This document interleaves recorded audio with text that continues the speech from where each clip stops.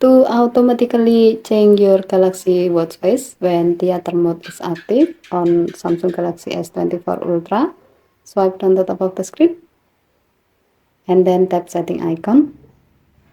Scroll down the screen to find mode and routine. Tap mode and routine. While you are in the mode section, tap theater. Scroll down the screen. Under change appearance section, tap the watch thumbnail.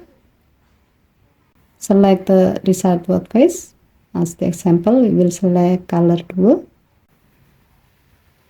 Tap done button to save your selection. With the setting, when theater mode is active, your phone will automatically use the selected watch face, in this case color duo, for your Galaxy Watch. Okay, thank you for watching. Please help to like and subscribe. Have a nice day.